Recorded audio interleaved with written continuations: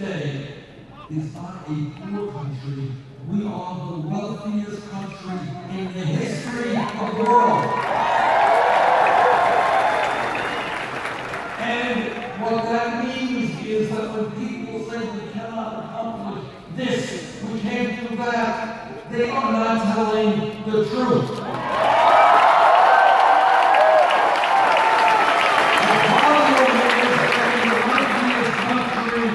In the history of the world, most people don't know that because almost all of the new income and wealth is going to the top 1%.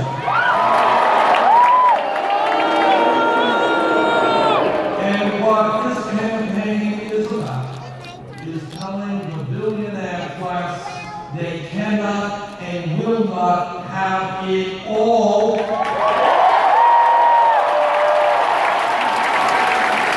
We are going to create an economy that works for all of us and not just the people on top.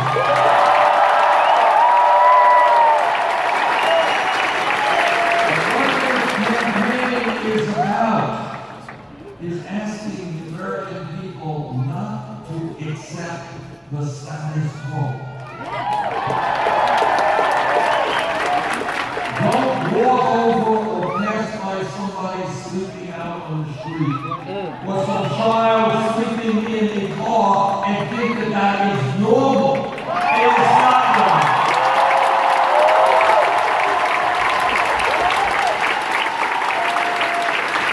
Don't allow the establishment or the corporate media or anybody else to tell you that we cannot fundamentally transform this country.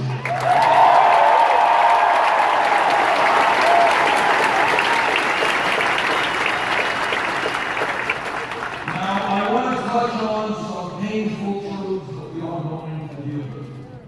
Number one, we have a corrupt campaign finance system that allows billionaires to borrow.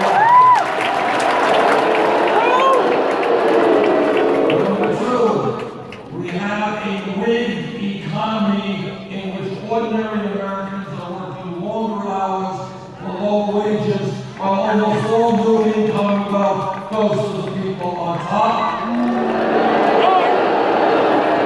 Number three, we have a broken criminal justice system which has more people in jail than any other country on earth. Traveling all across this country, and some of what I have seen is almost beyond belief to imagine that it is happening in America in the year 2016. I was in Flint, Michigan, talking to parents whose children have been poisoned by lead and water. That's terrible. I was in Detroit, Michigan, where their public school system is on the verge of collapse. And I am here today in Baltimore, Maryland.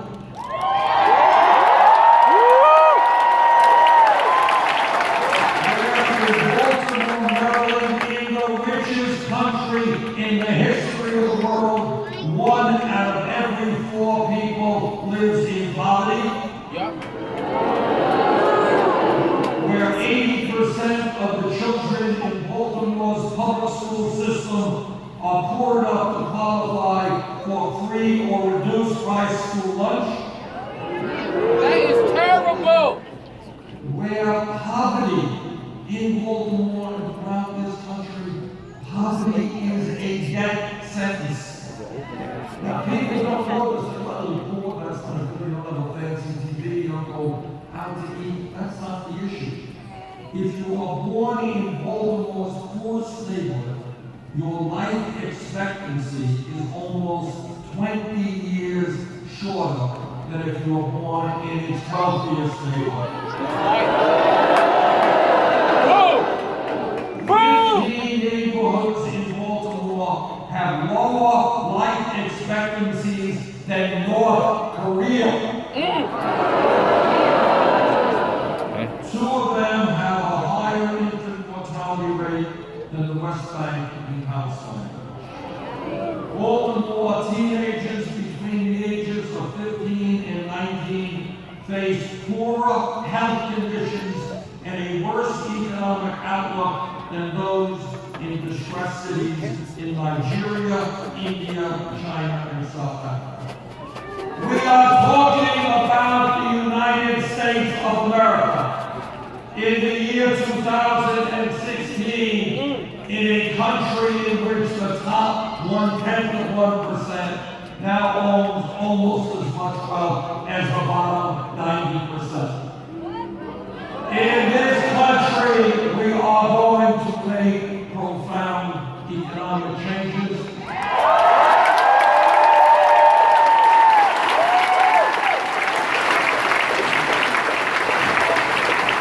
People on top will not continue to accumulate billions of dollars in personal wealth, while children in Baltimore and inner cities throughout this country go hungry, have inadequate health care, inadequate education.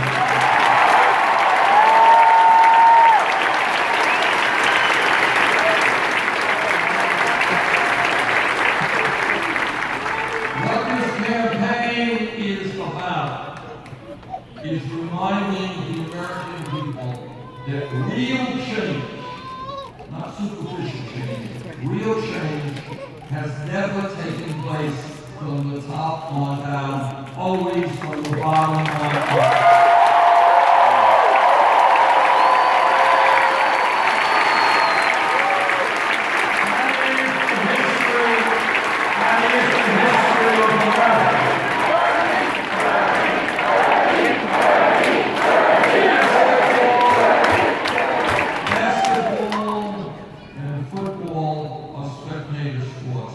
Democracy is not a spectator sport.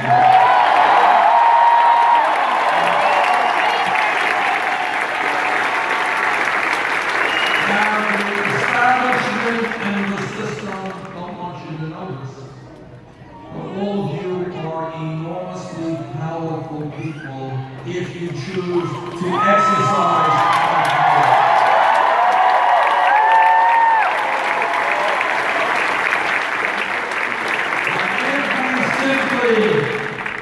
Sit around and we moan, this sucks, this is terrible, this is awful.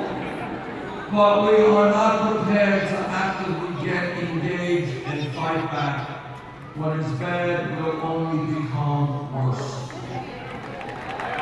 And our job is to tell the establishment that the status quo is not acceptable.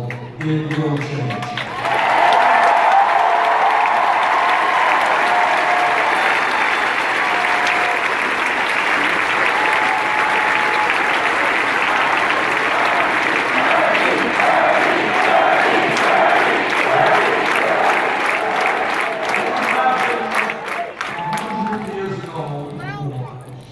There were workers in this country who worked 7 days a week. There were children who were working in factories. There were people who had no say on the job at all. They could be fired like that. But what did workers do? They organized unions and they fought back.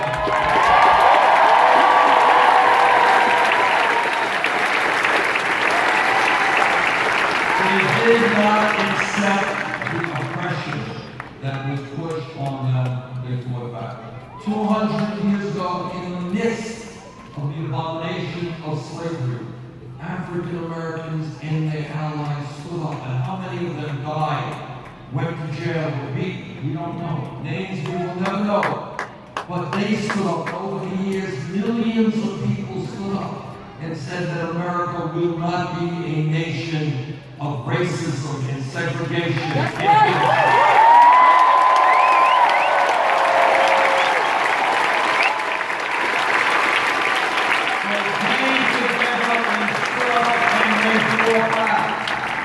Now people forget this. 100 years ago, less than 100 years ago, women in America did not have the right to vote. They could not go and get the education they wanted. They couldn't do the work they wanted to do. That was less than 100 years ago. But women stood up, they went on hunger strikes. They went to jail.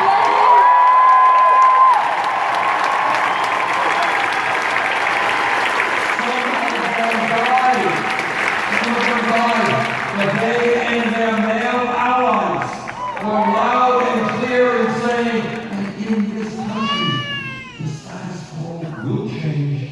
Women will not be second-class citizens.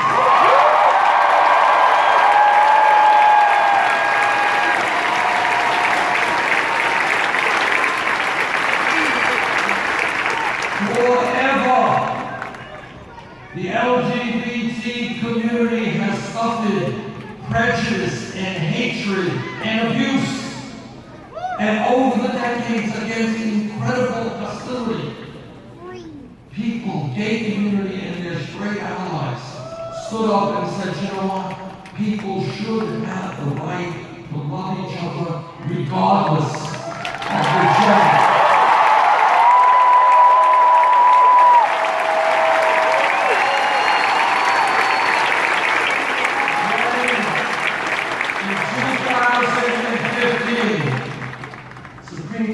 Conservative Supreme Court ruled that gay marriage is legal in 50 states. That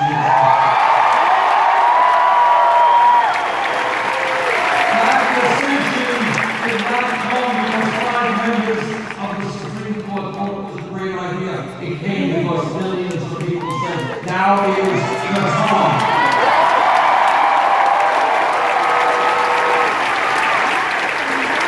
And let me give you an even more recent example about how real change comes about. If we were here 5 years ago, no time at all, somebody jumps up and says, you know, Bernie, this $7.25 an hour federal minimum wage is a starvation wage. We've got to raise it to $15 an hour. Now, the person next to the person who said that would hook it. And he said, you know what? You are nuts. Think about this. You want to raise the federal minimum wage to $15 an hour. You want to more than double the federal minimum wage? You're crazy. Maybe you can get $8, $9 an hour. Who knows? Maybe $10. $15, you're dreaming. You're too radical. Can't be done. But what happened? Workers in the fast food industry, in McDonald's and Burger King and Wendy's, they went out on strike and fought back.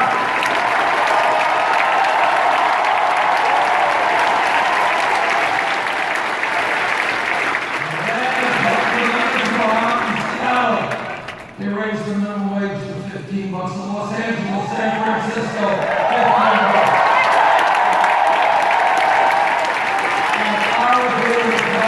New York State, $15. And if I have anything to say about it, there will be a $15 an hour minimum wage in every state.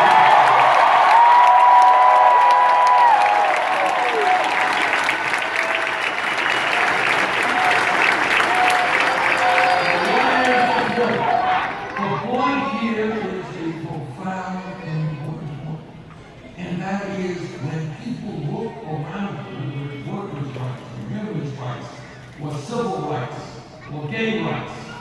When people look around them and they say, sorry, the status quo is not acceptable, we're going to change it, that is when real change takes place.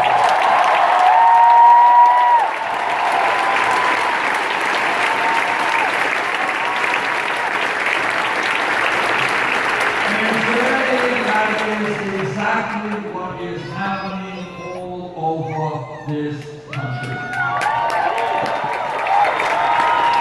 And those are some of the issues that divide Secretary Clinton from this campaign.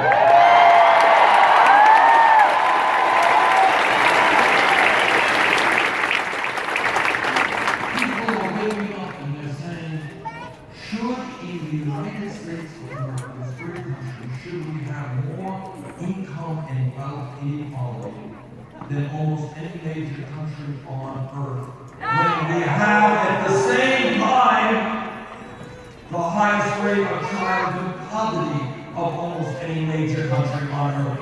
And people are saying that is not what America is supposed to be like.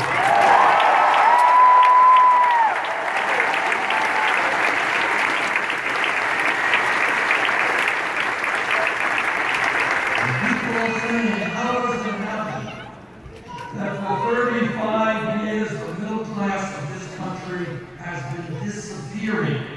Why is it that in Maryland and Vermont and all over this country, people are now forced to work not one job, but 2 jobs, 3 jobs to cobble together the income and the health care they need? Why is it that 40 or 50 years ago, one breadwinner could bring in enough money to take care of the whole family? While today, you got mom out working, you got dad out working, you got the kids out working, and people are falling further and further into debt. And selling drugs. And that is why we are going to create an economy that works for the children, that works for our seniors, that works for working people, not just the regular.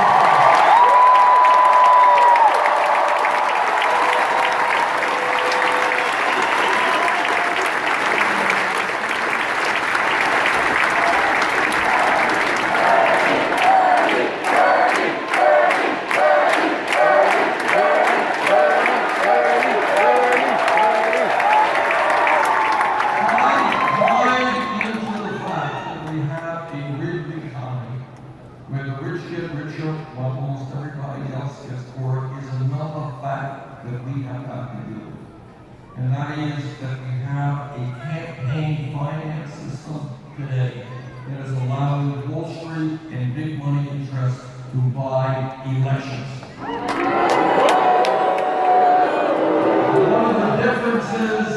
One of the differences between Secretary Clinton and myself, and it's a profound difference, is how we have chosen to raise money for our campaign.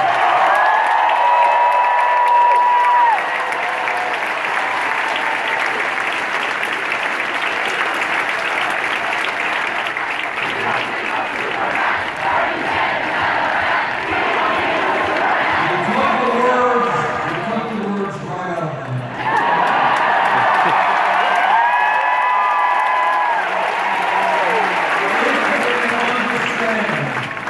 Super PACs are the vehicle by which Wall Street and billionaires are able to buy elections.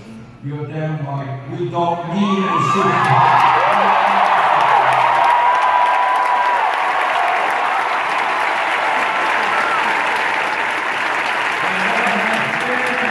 Extraordinary development in this campaign, something frankly I never dreamed could happen, is that we have received over 7 million individual campaign contributions.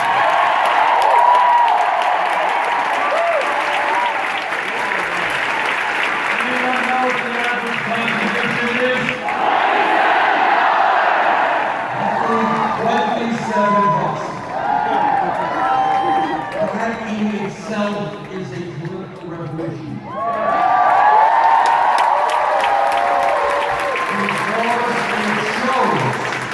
That we can run a strong, winning, and national campaign without being dependent on the big money interests who control the political life.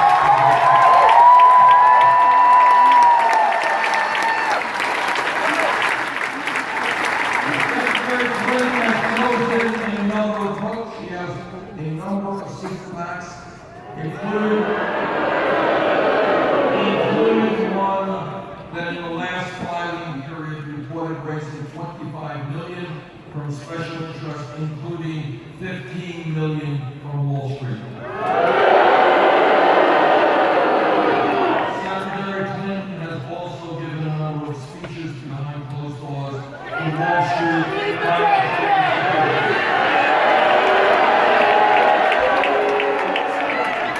$225,000 a speech.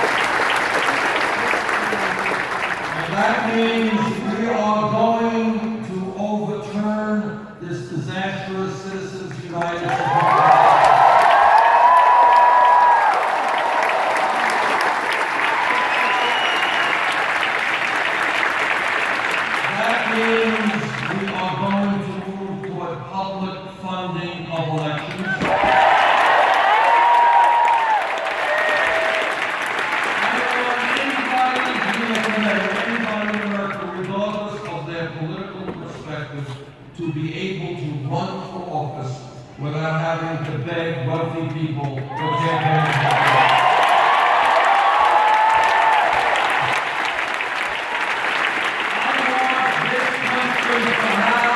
One of the highest voting turnouts in the world, not one of the lowest.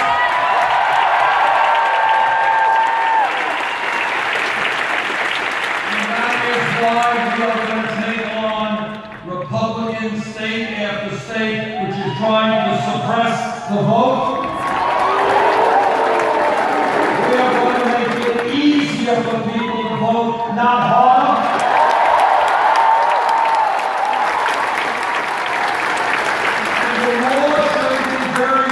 You're 18 years of age, you're an American citizen, you're registered to vote, end of discussion.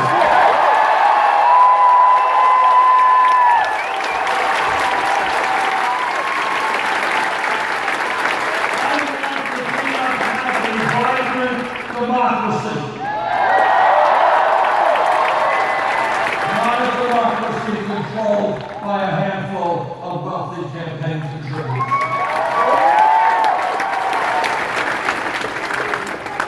Secretary Clinton and I have a strong difference of opinion regarding foreign policy. The most important foreign policy debate in the modern history of this country took place in 2002 over the war in Iraq. I listened very carefully to what President Bush and Dick Cheney and the others had to say. I did not believe them. I helped lead the opposition.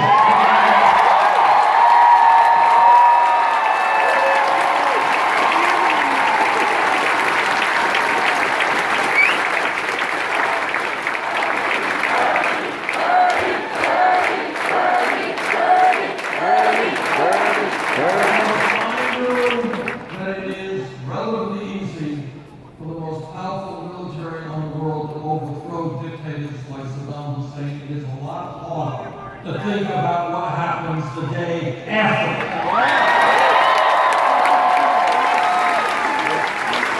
Secretary Clinton heard the same evidence that I did. She voted for that war. As Secretary of State, she initiated and helped lead the effort to overthrow the government of Libya, which brought mass instability throughout She has regarded Henry Kissinger as somebody who supports you. I believe that force sometimes has to be used, but force should be the last response to our foreign policy.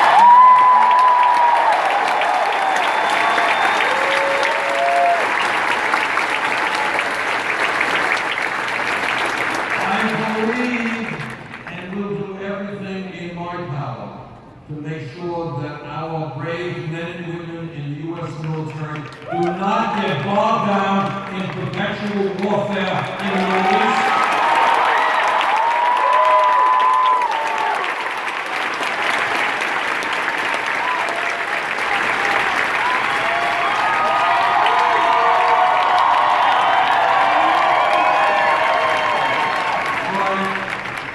It is very easy for politicians to talk about how many wars they want to get in, how tough they are, but it is not their kids who are going to go off in.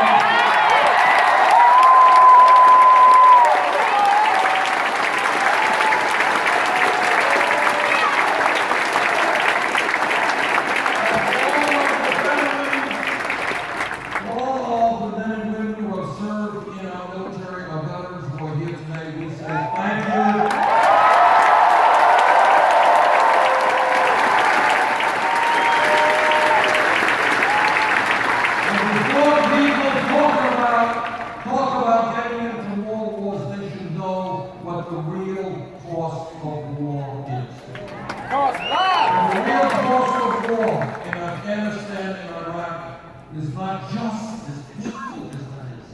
The loss of 7,000, almost 7,000 brave men and women It is the many hundreds of thousands who came back without legs, without arms, without eyesight, without hearing. It is the hundreds of thousands who came back with post-traumatic stress disorder.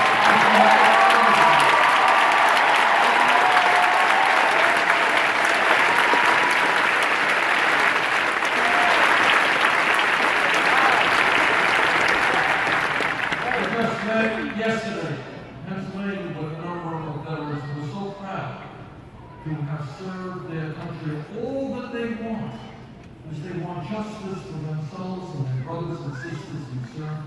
They want to make sure that all of our veterans get the health care and the benefits.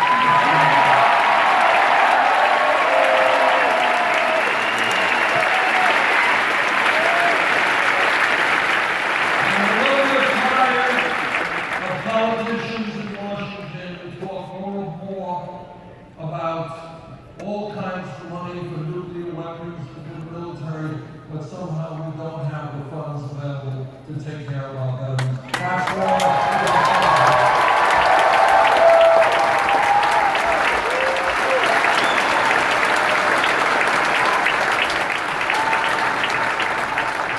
When we talk about why it is that the middle class is in decline, while millions of people work for inadequate wages. It has a lot to do with an issue that is not a sexy issue, but is an important issue, and that is our disaster trade policies. In the last 34 years, we have seen corporation after corporation shut down in the United States, throw millions of workers out on the street, people who are earning a living wage, throw them out on the street and say, we don't want to pay you a living wage, we're going to China, we're going to Mexico, we can pay people pennies an hour. So I say to those corporations, those days are over.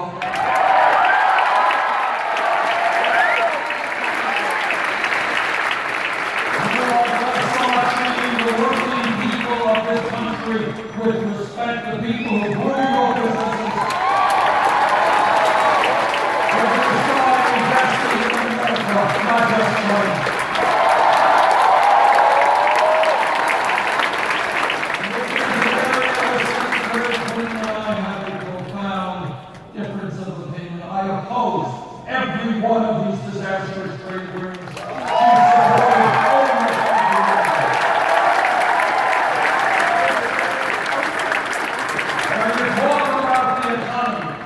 It is not a radical idea to say that if somebody works 40 hours a week, that person should not live in poverty.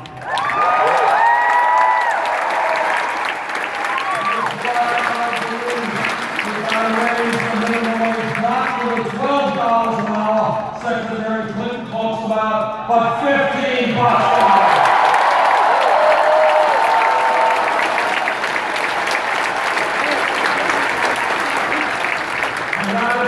We've got to stop paying women 79 cents on the dollar.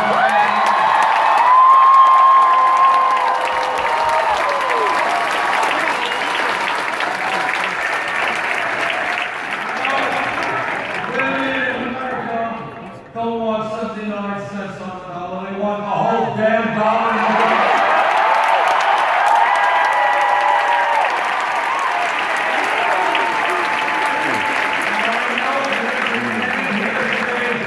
Stand with the women and the fight for that.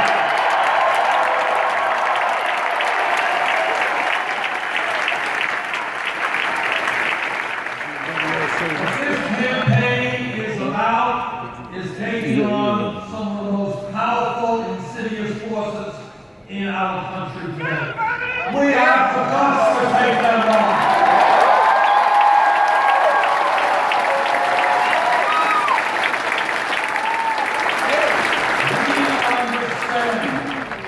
That the scientific community is virtually unanimous in telling us climate change is real.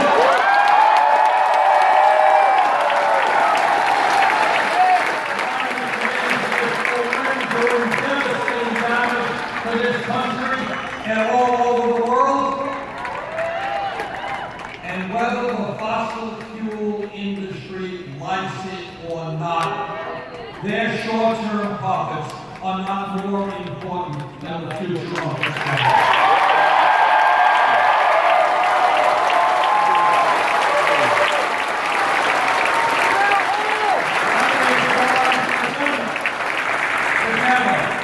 The United States will lead the world in working with other countries to transform our energy system away from fossil fuel and its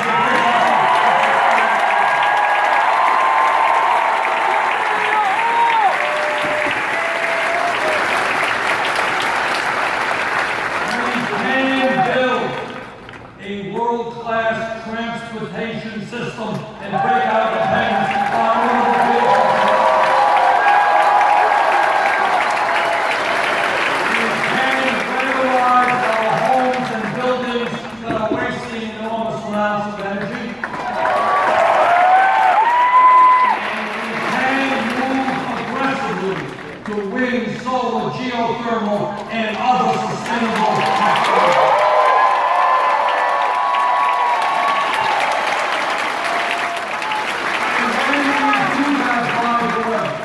We create millions of good-paying green jobs. There's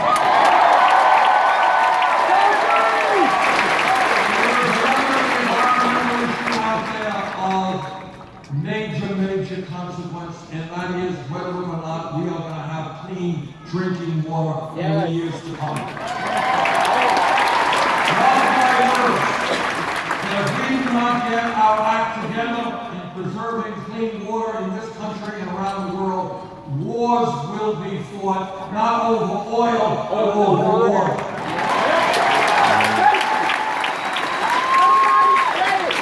And that is why I strongly believe we have got to phase out fracking in this country.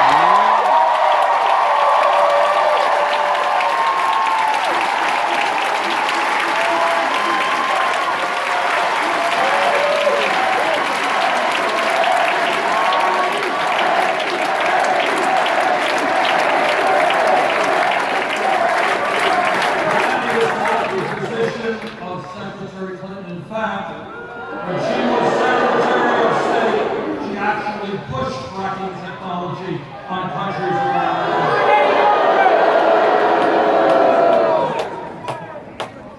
Right now, and what this campaign is about is to understand that you and all of us, we have got to determine reality, not the corporate media.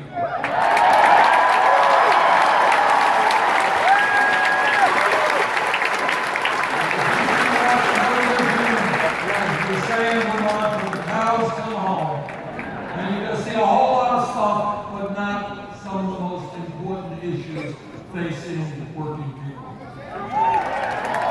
And one of the issues that we are about to address is that we, from a moral perspective, understand that a great nation is not a nation judged by the number of millionaires and billionaires we have or by the number of nuclear weapons we have. That's not how you judge a great nation. You judge a great nation by how it treats the weakest and most vulnerable.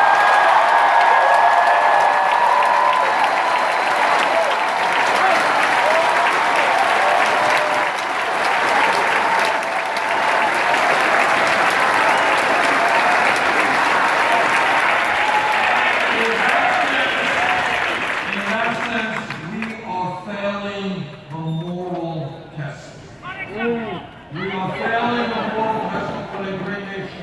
I'll give you one example, not mentioned in the media. We have in Maryland, in Vermont, and all over this country, millions of senior citizens, disabled veterans, people with disabilities, who are struggling to stay alive on $10,000, $11,000, $12,000 a year Social Security. You can do the arithmetic as well as I can. You cannot pay for your housing, pay for your medicine, pay for your health insurance, pay for putting gas in the car, pay for your basic necessities of $10,000, $11,000 a year Social Security. Can't be done. It cannot be done. And yet we ignore those people.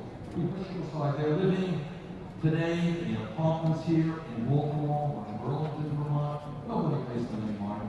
And yet they are hurting. They are the people who raised us. They are the people who built this country.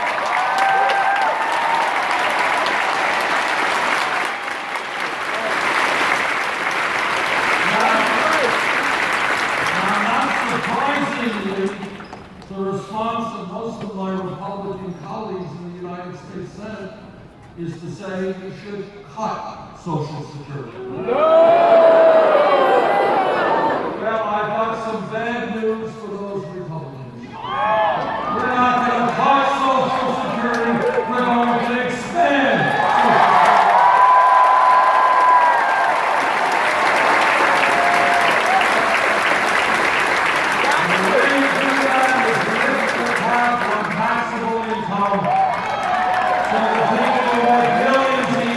Contribute the same amount, 7%.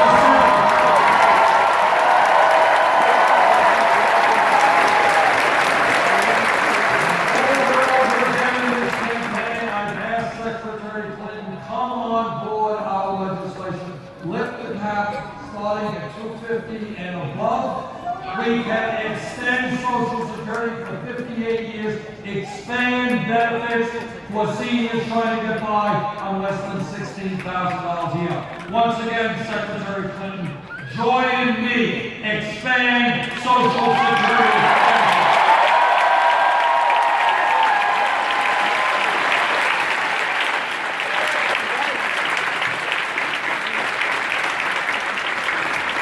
Another issue out there. And that is the issue of Wall Street and its power and its greed and its recklessness and its illegal behavior. Let's deal with reality, not a pleasant reality, not the reality you're going to see in corporate media. But Wall Street is the most powerful political and economic entity in this country, and to a significant degree, it is based on fraudulent behavior. Not a pleasant reality, but it's a reality that we have to deal with. A couple of weeks ago, Goldman Sachs, one of the major Wall Street financial institutions, reached an agreement with the federal government for $5 billion because they were selling worthless packages of subprime mortgage loans. Now, this is not some person out on the street hustling something. These are the most powerful financial institutions in the world engaged in fraudulent activity.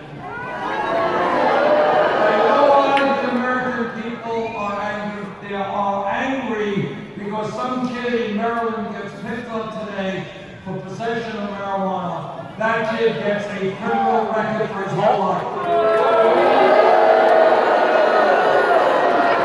But if you are an executive on Wall Street whose illegal behavior resulted in millions of people losing their jobs, their homes, their life savings, you don't get a criminal record. You get an increase in your compensation.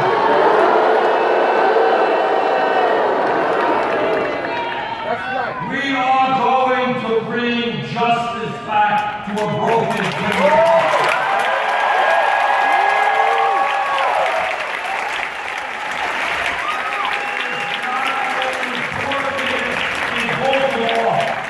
You should get a criminal record. It is rich executives on Wall Street.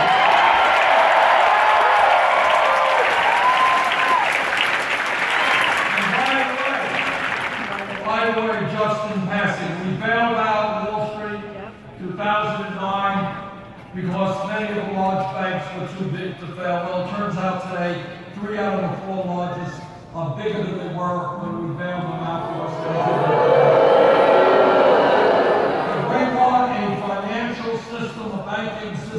works for small business, for medium-sized business, for consumers. We have got to break up the major banks.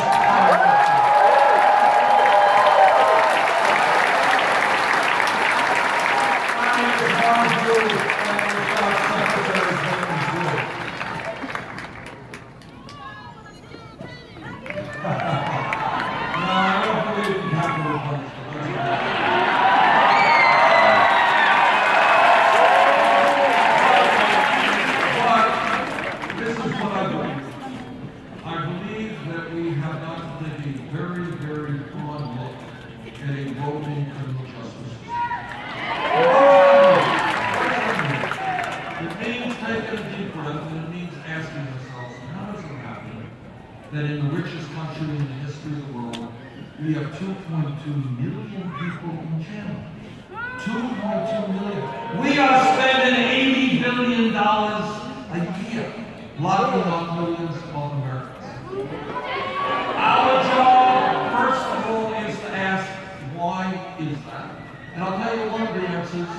One of the answers is that here in Baltimore and all over this country, we got 40–50% of our young kids who are unemployed with no hope for the future. So let me be very clear. If elected president, I intend to invest in education and jobs for the city.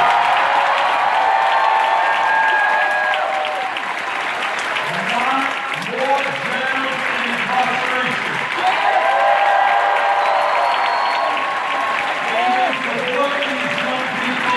Into good-paying jobs, not jail cells.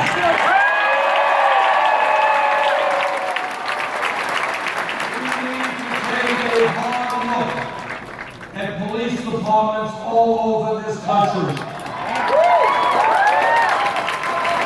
I was a mayor for 8 years when I worked closely with my police department and police officers all over this country. The average police officer is honest, works hard, and has a very difficult job. But the word has got to get out, and the culture has got to change. And that is that, like any other public official, if a police officer breaks the law, that officer must be held accountable.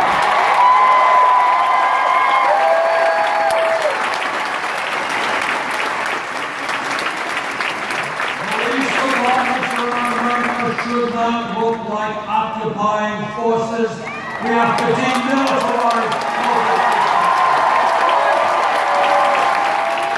We have to make police departments reflect the diversity of the communities they serve.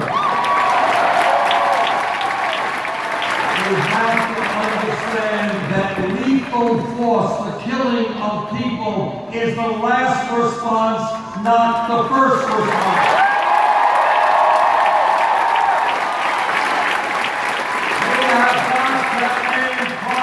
Corporate ownership of jails and detention. We need to rethink the so-called war on drugs.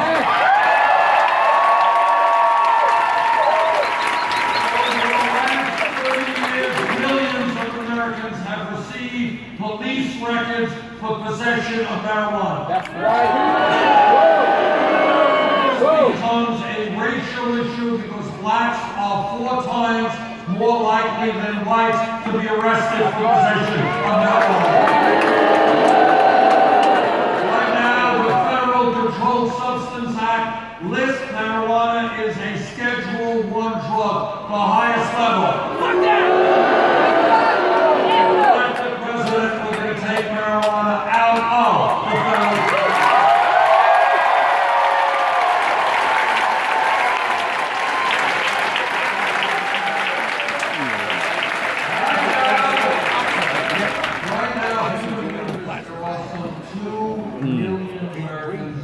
Who have served their time, paid their debt to society, and that they cannot vote because they were felons.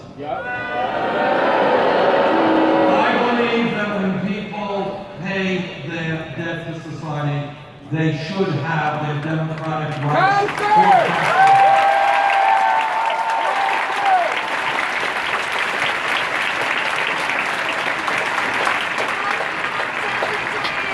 This campaign is doing well and is going to win because we are listening to the American people, not just wealthy campaign contributors. We are listening to young people.